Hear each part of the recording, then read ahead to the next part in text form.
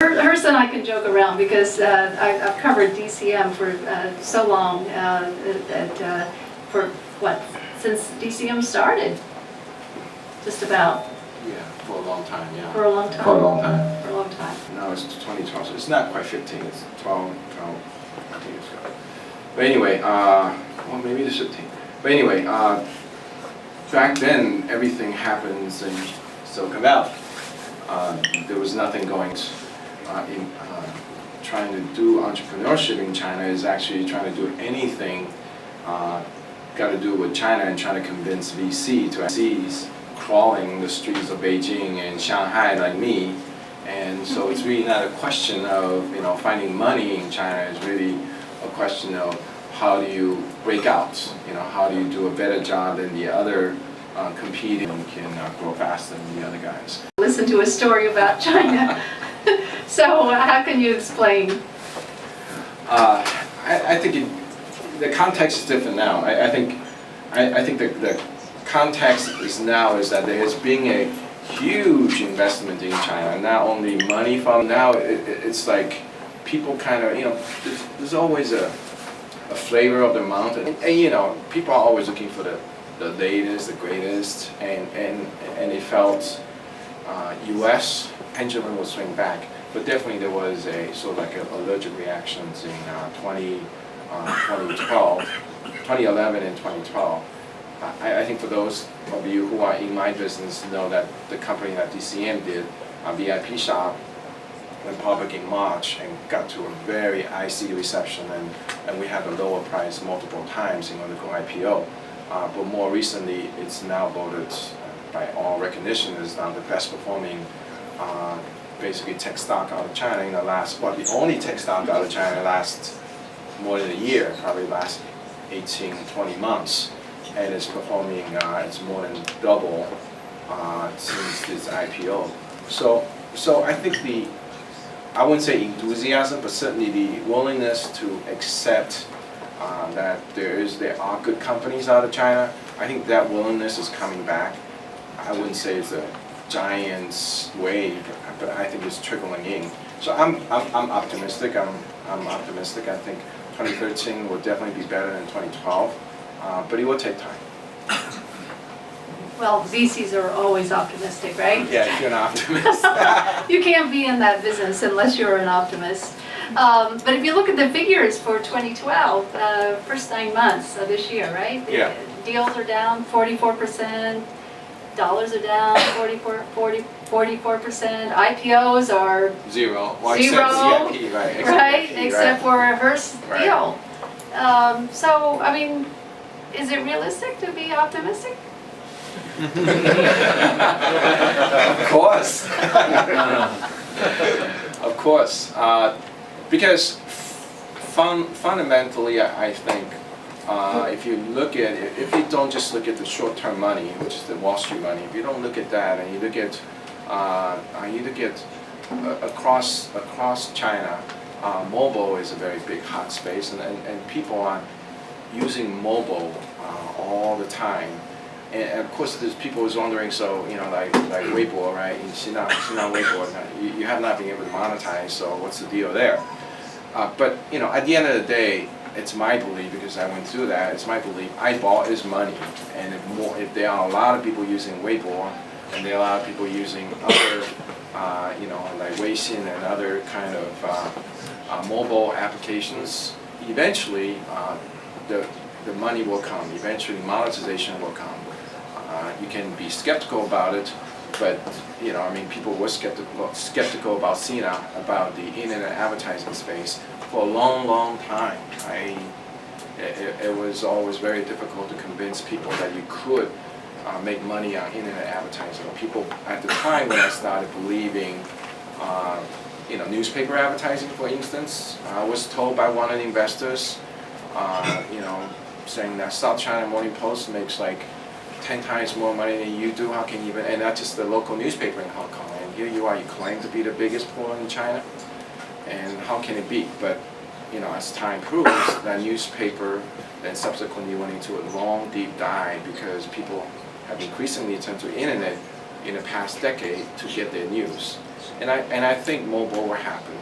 And the victims of this change might actually the very same internet companies that was taking money away from the traditional newspaper and traditional conventional media like televisions and radios. I think mobile will take that away from both television, radio, and newspaper as well as internet.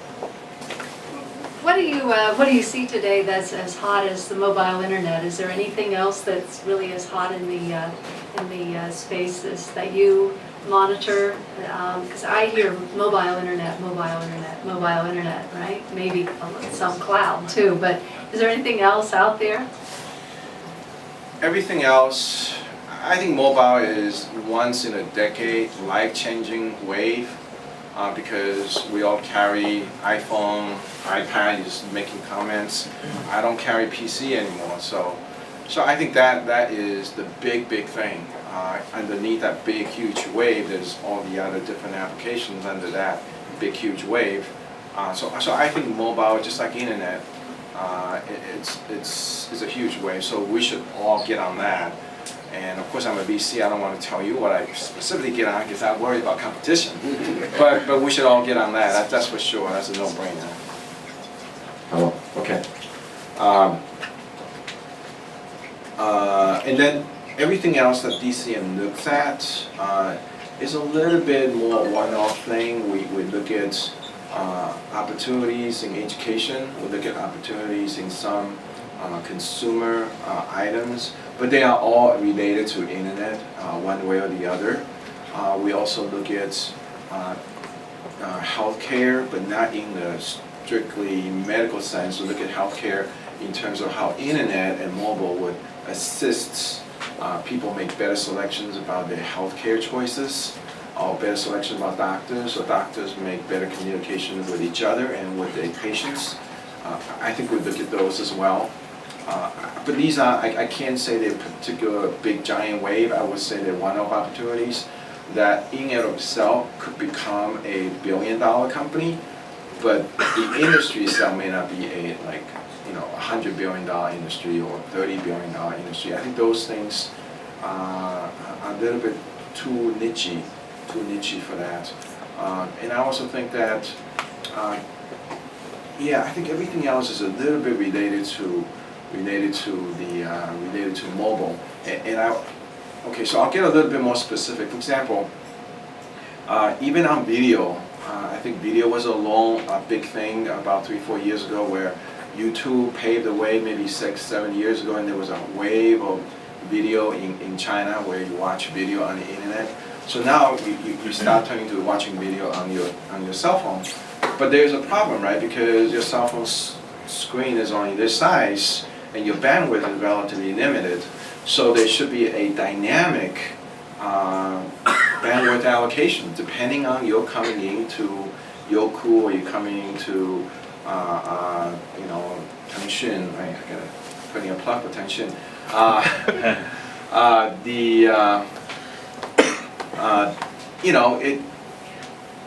We gotta know where you're coming from. If you're coming from, a television screen, and then we gotta want to give you like high definition, right? But if you're coming from a little, handphone, cell phone, and you're probably down in the subway, and so you're very poor connection, there's no reason why we should give you HD, because first of all, it's impossible. Second, you don't need it because your screen is so small.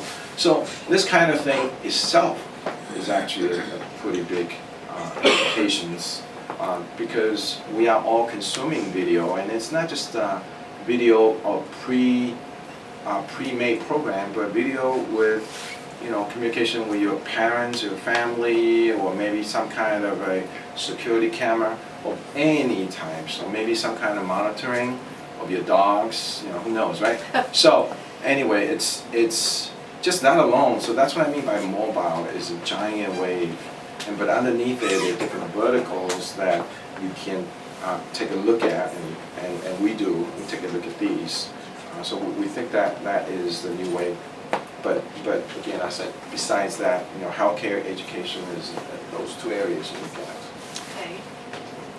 So how did DCM manage to avoid this social commerce boom?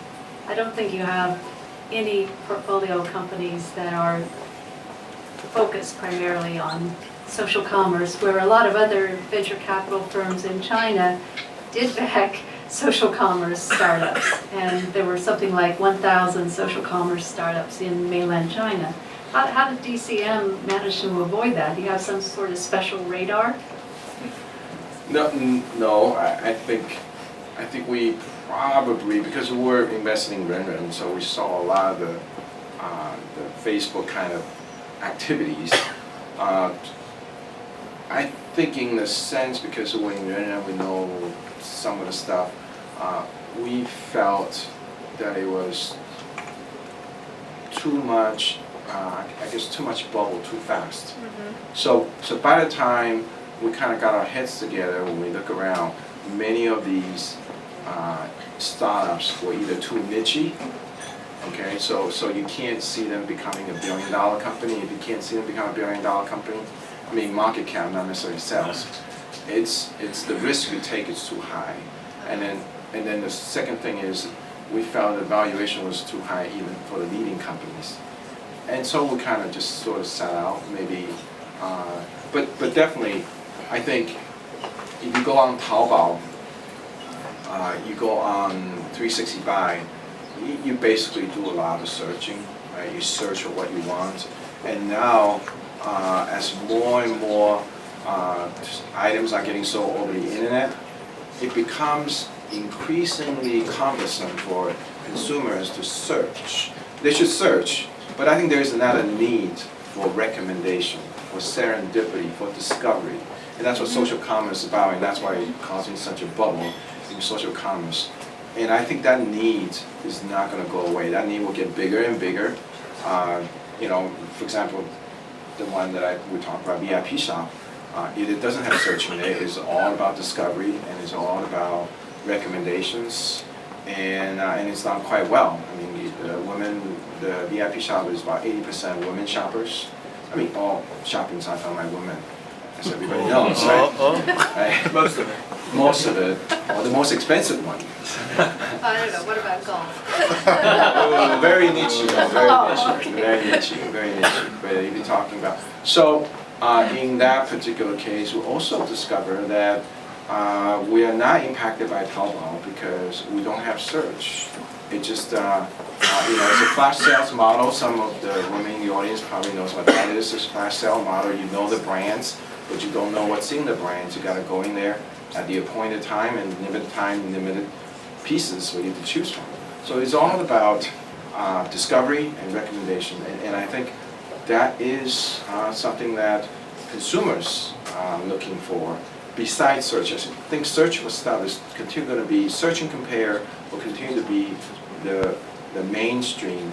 But I think discovery, serendipity, and recommendation will also be the other yet to become mainstream phenomenon.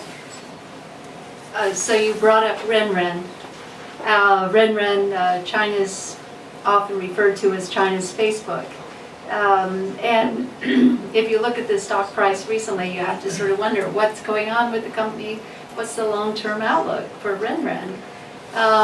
So I'd love to hear your response to that, Hurst. I know it's not your deal, but... Well, 10 cents is here, that's the answer. Oh, yeah. Yeah, no, I mean, I think that's, you know, I think the Joe, a fellow Stanford grad, is a very smart guy, and he's done a lot of stuff. He's made a lot of investments, and I think he was quick and early in terms of picking out the social aspect of what's going on in China, and that's why he started Xiaomi, which then later on became, well, he didn't start, he bought it, and then later on turned into RenRen. And so I think he's doing a great job on it, and we'll continue to have confidence that he will continue to work that company and make it a giant success. Is it going to move farther and farther apart from Facebook? I don't know. I think they're looking at gaming. Obviously, gaming is a very big, same thing with Tencent. Gaming is continuing to be a good substitute, good entertainment substitute for televisions and all these other stuff. So I think they're looking at gaming. They're looking at, more recently, they together with DCM actually involved with not social commerce, but social financing. And this is very interesting. It's not in China, and it's actually in the US, it's in the States. And it's started by yet another Stanford grad. When he was going through his business school education, he said, why do I have to pay the same bank rates, loan rates, as the guy who goes to the University of Phoenix, right? Because it's the government of the United States mandate the student loan rates. And that rate is based on all the default rates of somebody who went to a local community college and the one who went to Stanford Business School. So he said, correctly pointed out, the one in Stanford Business School is going to default a lot less, infinitely less than the one that goes to the community college or University of Phoenix. So he basically says, I don't want to become a bank, because if I become a bank, then I become subject to the same regulations that will require me to offer the same rate to everybody, regardless of your creed, religion, color, whatever, including where you live, right? So he wants to become a peer-to-peer lending, and so that's where the social lending comes in. But the area he focuses on is not what the so-called micro-lending that was like a big deal back a decade ago, but rather focusing on student loan. And he got a good start with Stanford Business School, quickly spread to Harvard and all the top 20, 30 programs. So it's become, they're making billions of dollars of loans now every quarter. Yeah. I guess it depends on the semester starts, right? Or the quarter starts. And so they're making a lot of money. And so for a Stanford, for a fellow alum, first of all, he gets a good rates with a relatively safer investment, and he gets a good rate, because right now, if you put your money in the bank, you're probably getting the overnight discount window is 0.25%. I don't think I think you're getting 0% on your savings account, if I'm not wrong. Just about, right? Yeah. So, and if you're putting a CD, you probably get 1%, 1.5%. And here it is, the government Pell Grants, the government loan is about 6% or 6.5%. And you're lending to a fellow Stanford grad or fellow Harvard grad or wherever the school is. And first of all, you feel like you're doing something for your community. And then secondly is you actually get a good 4.5% or 5%. And the default rate is actually relatively low. And the student themselves, they feel like, well, I'm paying the same anyway, but borrowing from my alum, actually, to him it feels like there's more of a community in it. So, there it is. Okay. So Hurst, as a VC, how do you pick the entrepreneurs that you back? Do you have some secret that you can share? I think entrepreneurs come in all sizes and shades, but generally speaking, I think entrepreneurs come in two types. One is they're super smart, they just kind of like a supernova, they radiate, you can tell, right? Now, those kind of folks, chances are everybody wants to back them, and you got to pay a very high price for it. And sometimes you should because not only do you have a good investment on your hand, you could also learn from that entrepreneur, because he's always filled with new ideas that you can learn from. Because we can learn from entrepreneurs as well. With VCs practically know nothing, so because we're jack of all trades and a master of none, and so you can learn from the entrepreneurs. But then there's the other kind, which is the one that, kind of like myself, kind of a little bit not so rough on the edges, probably, voted as the least likely to succeed in high school or college or what have you. And but has a sort of like a you don't want to lose. It's sort of like an underdog mentality. Like, I just want to prove them wrong. They all think I'm really dumb, and I want to show them that they're wrong. And so when I interview them, I try to find that kind of trait in them, because those kind of people will really, really go the extra miles, and they really do appreciate that you take time out with them And they will, when chips are down, they will sacrifice themselves for investors. And that is actually relatively tough to do in China nowadays. That's very interesting, Hurst. I hope everybody was, every entrepreneur out there was taking notes on that point alone. So, I think today is a lot different than it was 5 years ago, and it's become kind of rough out there for VCs to find good deals and to pay reasonable prices for these deals. And I mean, is it really kind of like a survival of the fittest time for VC firms in China today? I think VC make pretty good money no matter how either way you look at it, and I think it's not really. I think for a while there was a lot of money going to China because people want to get that extra returns like they couldn't get in the U.S. So there was a lot of money being plowed into not just VC. Actually, VC is not the big portion. PE actually gets a lot of money as well. PE actually gets more money, and there's just being a lot of money. And when you have a lot of money, what it produces is actually a lot of copycats, a lot of Me Too investments. If there was one Facebook, then there's 100 other Facebook. If there's one Pinterest, there's 100, 10,000 other Pinterest. So when you have too many lookalikes, then what happens is nobody makes money. Everything becomes commodity, and all the profit margin go out the window. And I think today in the VC world, really VCs have to become more disciplined, and VC themselves have to become more disciplined. So I always said to my own staff, because for a while there, because it's important to get on the league table. Every time the bankers, obviously I'm sure there are bankers here in the audience, because we're in Hong Kong, bankers come, they always put up their league tables, saying, Hurst Lin or Lin Zong, you're number one in this league table, number one in this table. And you get the smallest bank, and they will be number one in something, because you gotta be on the league table, right? You gotta be on the league table. So DCM's gotta be on a league table on something too, right? Everybody's gotta get on a league table. And you know what? I mean, that drives to a certain, I think it's not a good behavior, because I tell my own staff and myself, it's not important to be number one. It's not important to be the biggest, okay?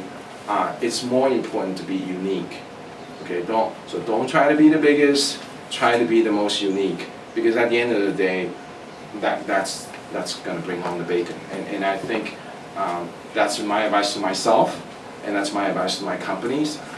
I said, go big or go home, great, that makes sense.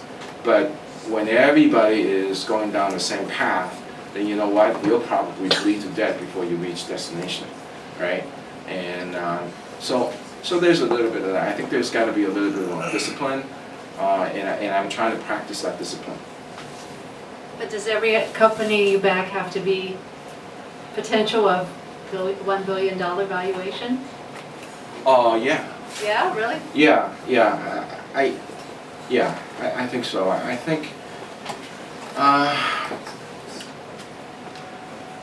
think China is not quite at Silicon Valley stage where Rebecca and I originally come from. Well, she's still there, but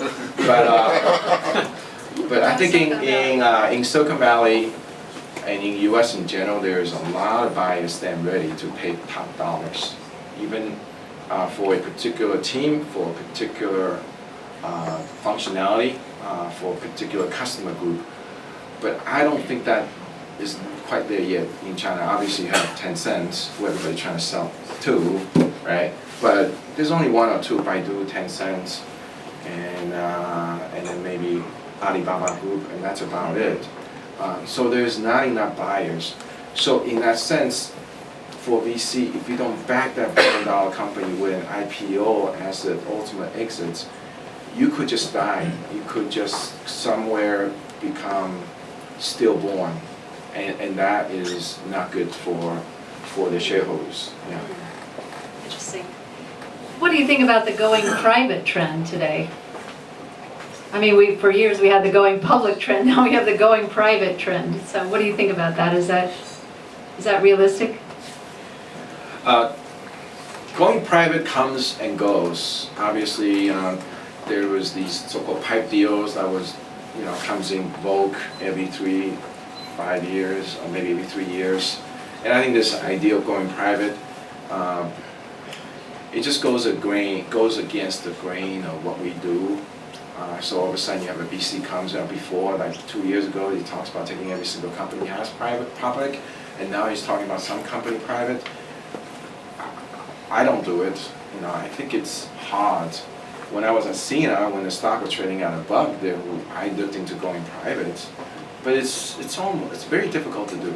It's very, very difficult to do, and I think there's got to be a special circumstance that you would do it, and it probably is more for buyouts, where the company is big and it's an established industry. People know buyout can go in there and actually fire everybody and put in their own CEOs and squeeze the last dollar out, and then make it very super efficient and then go public again. But for a tech company to go private, the landscape changes on you all the time. So there's a reason why your stock is trading so low. It's probably the paradigm has already shifted on you, and it's actually more important for you to change, to come up with a new, find out where the new paradigm is and try to get there before someone else gets there, which is similar to what SINA did, right? Because the internet portal paradigm has come and left, like in 2003 and 4. And so you had to, thank God for, the mobile, right? Mobile SMS that kind of saved us. And then, but then we had to quickly go to blog, right? Broker, and then we had to move on. Ultimately, like you said, yeah. Okay, so certainly the VC business is very cyclical. What do you think is the long-term outlook for VC returns from Chinese companies?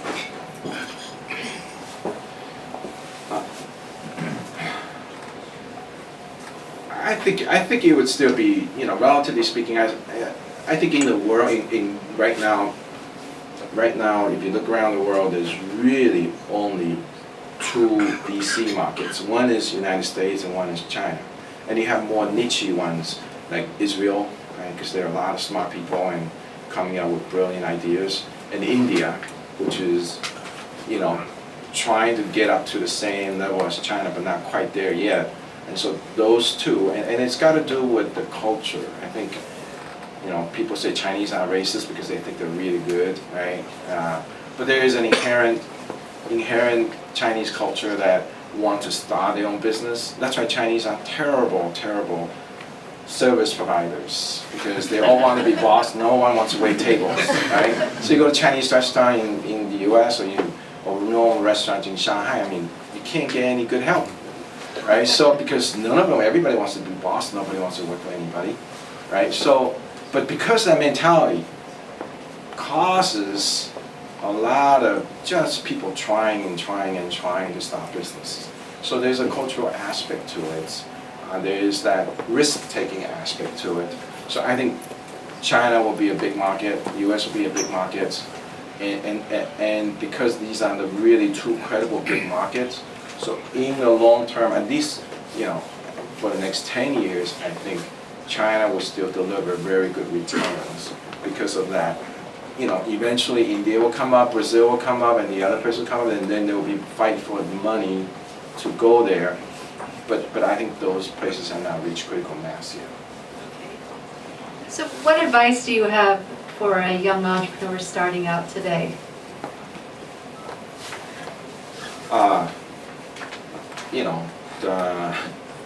Be humble. Try to,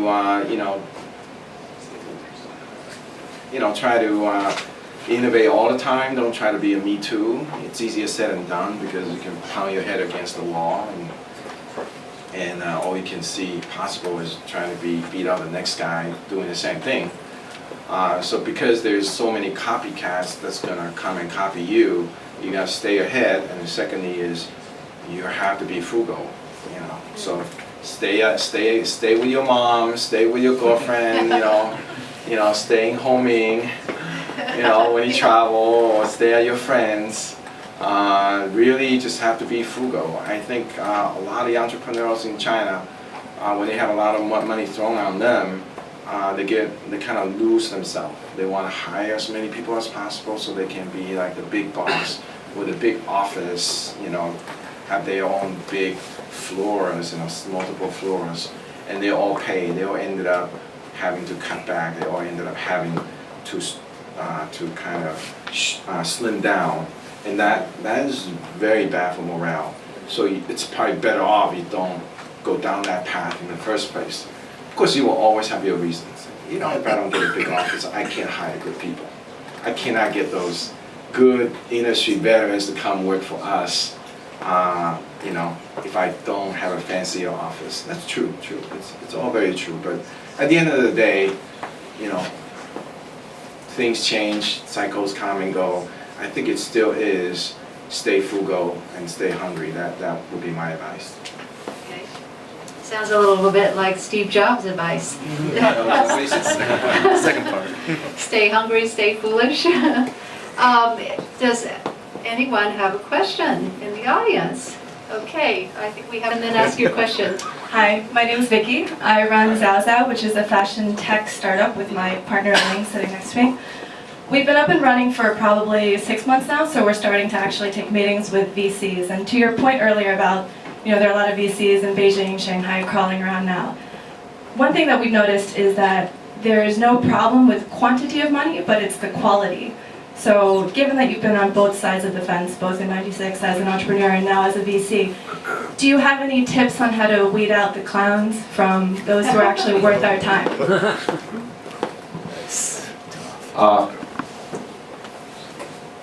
Money is money, you know. If someone throws money at you, you should take it. You know. When I was down, I took any dollar that come my way, I tell you. Okay, so let's say you were fortunate enough to have multiple term sheets thrown at you, okay, then that's a very high-class problem to have. And if you have that high-class problem, then I think you should interview VC like the way you interview your prospective employees. You know, you don't try to be nasty about it. People think you're really arrogant, right? But you should then interview VCs and try to understand, you know, whether or not, first of all, whether or not they themselves have operating experience before. Because if they have gone through operating experience, they have started their own company, they have founded their own company, gone through the ups and downs, and also, you know, went through the so-called trying to figure out a breakout strategy, it's counterintuitive. And so you should interview them to see whether or not they have those kind of backgrounds, because one of these days you'll come out with an idea and like people on the board is going to go, or your employees going to go, what? You know, and that's the time when the VCs who truly understand, you know, that you need to break out will support you. Otherwise, they will fight you tooth and nail because it is their money that you're playing with. And so if you have the high-class problem, then you try to find those VCs who can be, like Rebecca said, be foolish with you together. So that's what you want to interview. That's what you want to interview for, rather than taking the highest valuation. I say that, but you know, I know it's hard to do when you're an entrepreneur because I was there. And your tendency is always gravitate toward a higher valuation because it's an ego boost. And I went through that. I'm glad I didn't take the higher valuations because that eventually turned out to be the right thing. So you should interview if you have that. And also, some of the financial investors are not very ethical. They just kind of put the term sheet out and get you, especially the one who pay the highest price. They just want to lock you down, right? And in Chinese or more crude, you know, they just want you to take off your pants and they can look at it before, you know, and then decide what they want to do, right? But by the time they look at you, you know, hey, you know, and they don't put money in, then everybody's saying, oh, well, he had a look, so you know, must be something wrong. Right, so you want to be very careful about that. You got to make sure that the person that you want to work with is something that you are not gonna, you know, get, you know, like allergic reaction later, right? So you want to be when there's a fit, and then secondly is you want to see if the person is sincere. I think sincerity is very, very important, and typically you don't get sincerity from the highest bidder. There's a reason why they're putting the highest bid, and you got to find out why. It sounds